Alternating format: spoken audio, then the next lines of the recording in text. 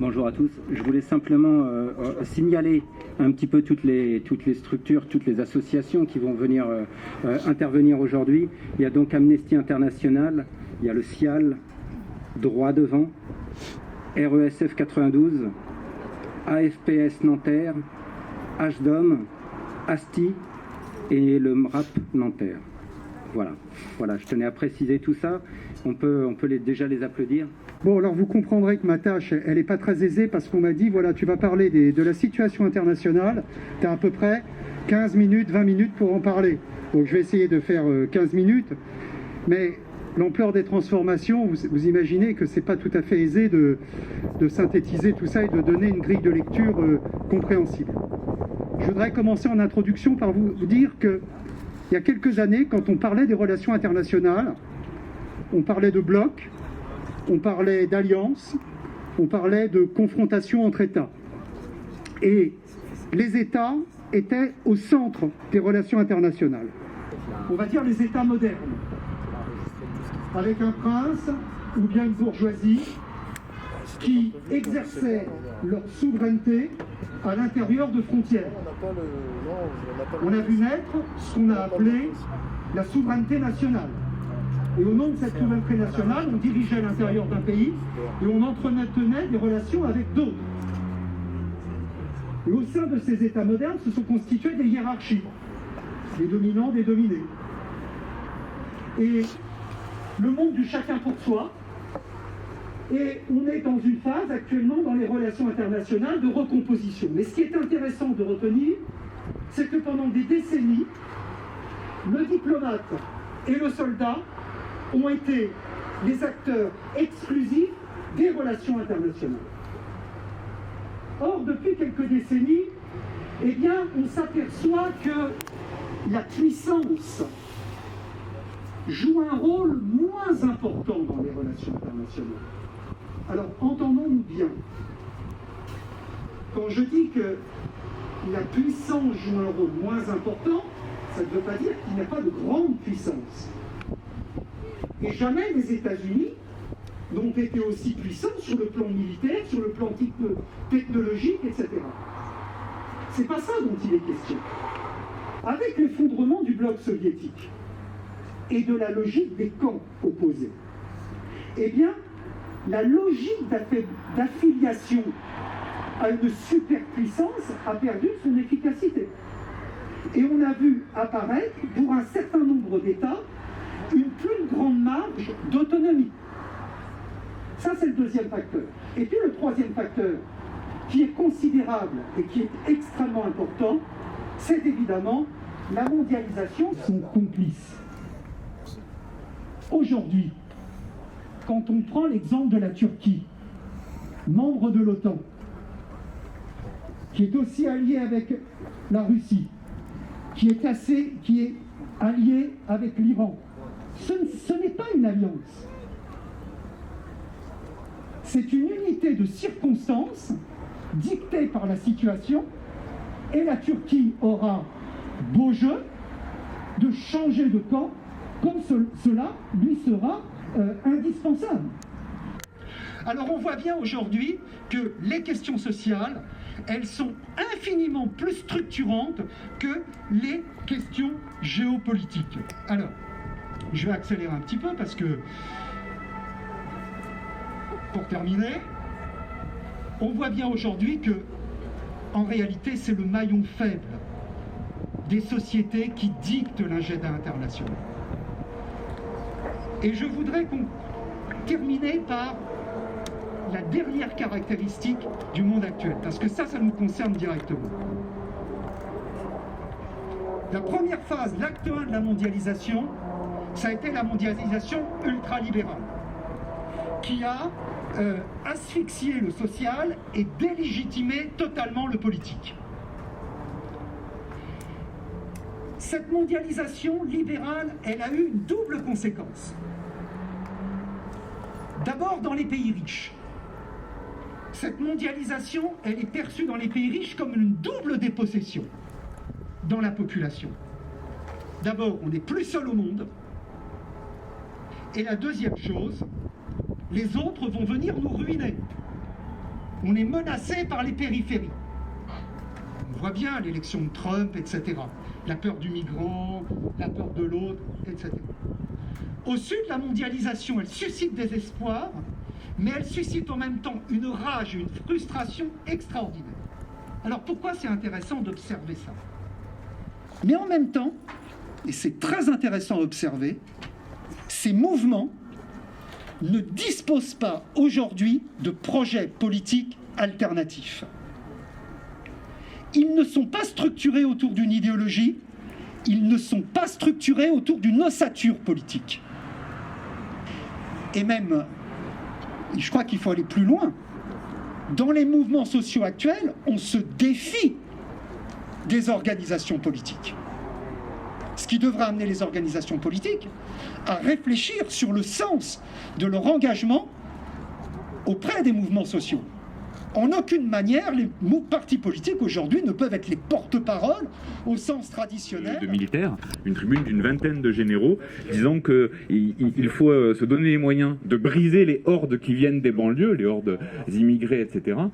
Et qui demandent à Macron de le faire et qui explique que sinon l'armée devra prendre ses responsabilités, c'est-à-dire réprimer les hordes, ce qu'ils appellent les hordes de banlieue. On est en banlieue ici à Nanterre, dans le sang. Et je crois que si on veut déjouer ce genre de choses-là, notre seul espoir, c'est d'être capable de dire et d'être capable de le montrer et d'engager chacun dans la solidarité avec la Palestine, dans la solidarité avec les Kurdes, dans la solidarité avec l'Amérique latine, d'engager chacun dans des pratiques quotidiennes de liaison avec les autres peuples, sans quoi on ne pourra rien. Je crois qu'on est dans une période où ce que nous promettent les gens qui nous dirigent, c'est incontestablement la barbarie, et incontestablement, sans la fraternité, sans la révolution sociale, c'est la barbarie que nous aurons, et on la paiera très cher, y compris ce dans notre pays.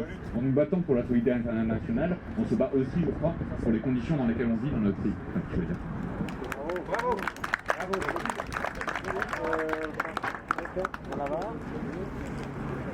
Alors, je partage ce qui a été dit sur la Palestine, évidemment, il y a des piliers politiques, mais je crois qu'il y a aussi un combat à faire avec le prisonnier. Bon, chers camarades, comme dans toute lutte, il faut qu'il y ait de la fête, il faut qu'il y ait de la musique. Nos luttes ne sont pas misérabilistes, ne sont pas tête baissée. Donc on va laisser place à un groupe qui s'appelle Azwaou. C'est Rabat, Omar et Hafid qui vont vous interpréter du Shahabi, mais aussi des défenses. C'est l'attaque. L'attaque est aussi culturelle, poétique, chantée, récitée et aussi gueulée. Azwaou.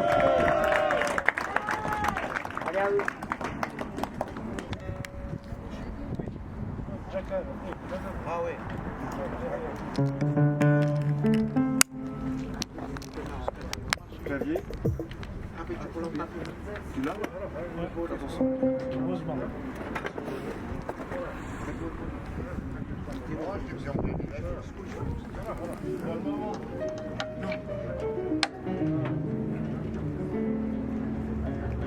Le lutte.